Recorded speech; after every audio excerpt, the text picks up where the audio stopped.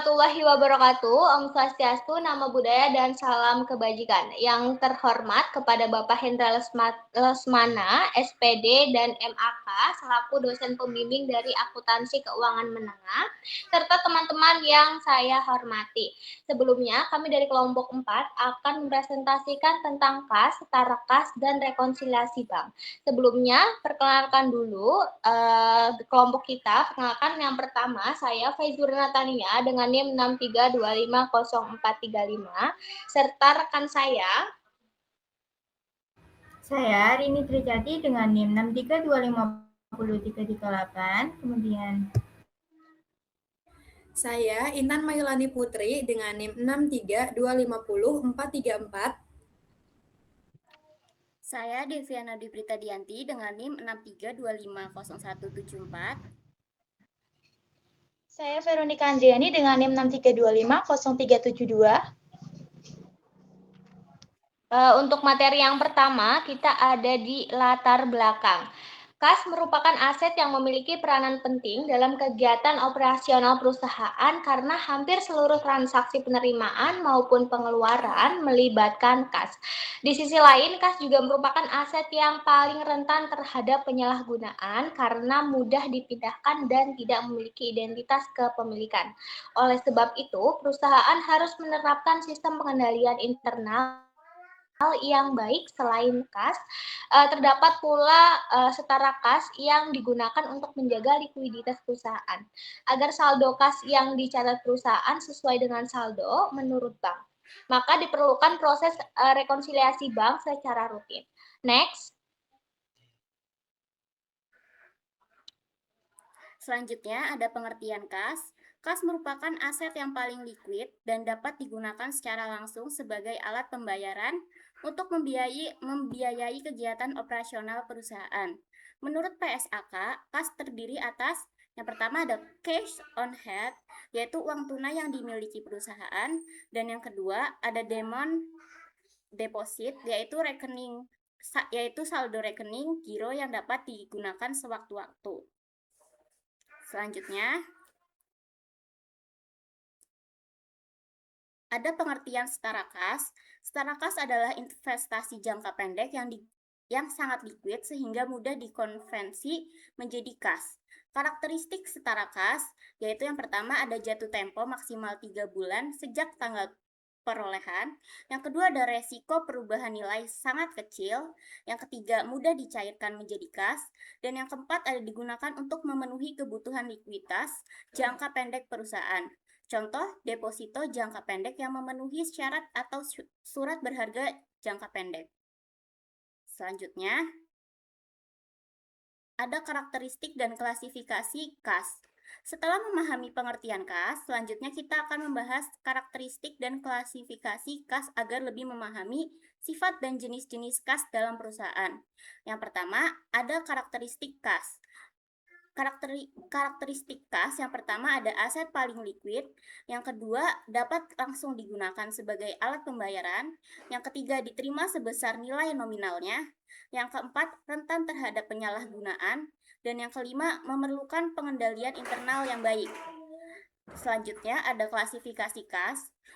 Ada kas tidak dibatasi atau unrestricted cash, yaitu digunakan bebas untuk kegiatan operasional perusahaan. Dan yang kedua ada kas dibatasi atau restrict cash, yaitu digunakan hanya untuk tujuan tertentu, misalnya dana jaminan atau pelunasan hutang.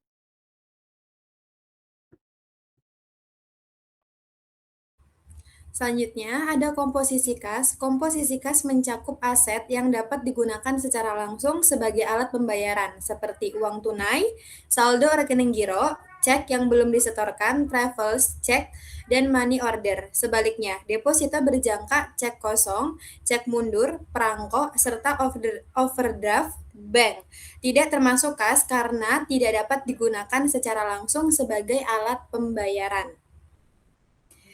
Selanjutnya ada perbedaan kas dan perbedaan setara kas. Kas Yang pertama, berupa uang tunai, dapat langsung digunakan sebagai alat pembayaran, tidak menghasilkan bunga, tidak memiliki jatuh tempo. Sedangkan setara kas, berupa investasi jangka pendek, harus dicairkan sebelum digunakan, dapat menghasilkan bunga atau imbal hasil, dan memiliki jatuh tempo maksimal 3 bulan. Kas digunakan langsung dalam transaksi perusahaan, sedangkan setara kas dimiliki untuk menjaga likuiditas sekaligus memperoleh keuntungan berupa bunga dengan resiko yang rendah. Selanjutnya ada pengendalian internal terhadap kas. Pengendalian internal bertujuan melindungi kas dari kesalahan maupun kecurangan. Langkah-langkah yang harus dilakukan yang pertama, memisahkan tugas penerimaan, penyimpanan, dan pencatatan kas. Yang kedua, mencatat transaksi secara lengkap dan tepat waktu. Yang ketiga, melakukan pemeriksaan kas secara berkala. Yang keempat, menggunakan transfer bank untuk transaksi bernilai besar. Yang kelima, melakukan rekonsiliasi bank setiap akhir periode. Dengan pengendalian internal yang baik, keamanan kas perusahaan dapat lebih terjamin.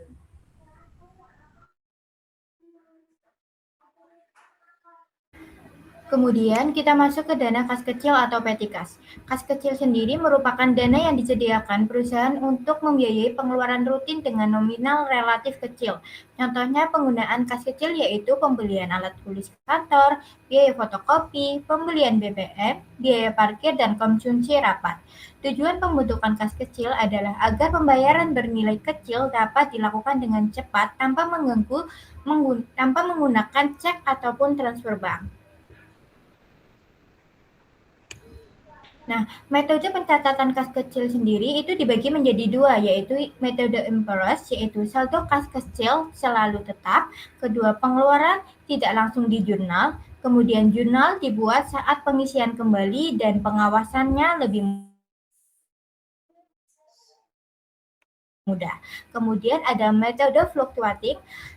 Ini merupakan saldo yang berubah sesuai transaksi. Setiap pengeluaran langsung dicatat, lebih fleksibel dan cocok bagi perusahaan dengan transaksi kecil yang sering berubah.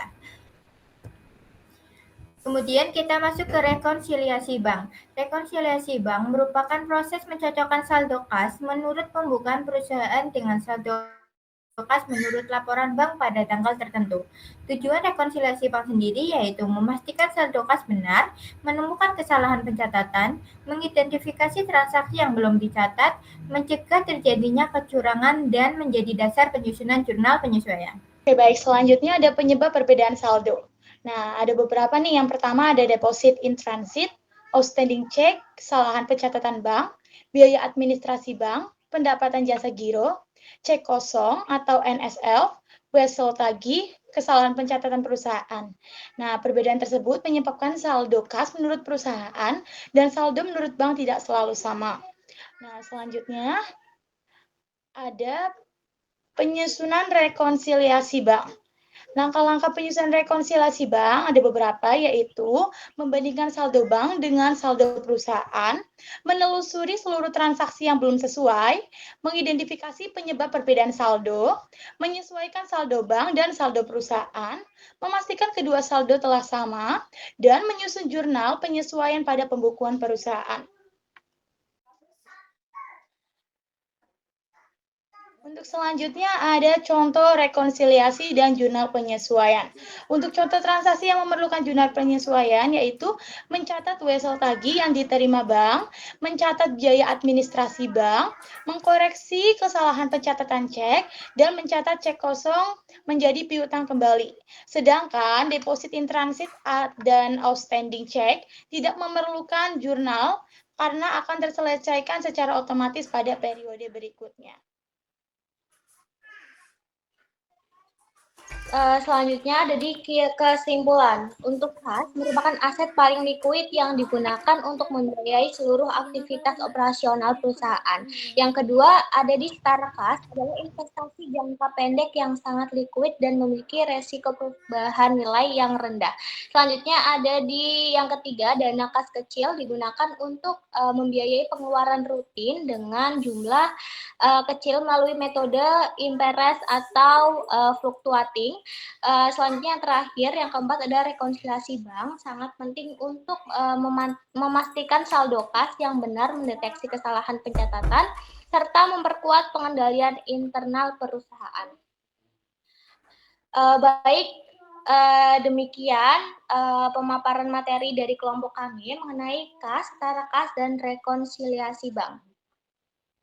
Pengelolaan kas yang baik didukung dengan sistem pengendalian internal yang efektif serta rekonsiliasi bank yang dilakukan secara rutin akan menghasilkan laporan keuangan yang akurat, transparan, dan dapat dipercaya.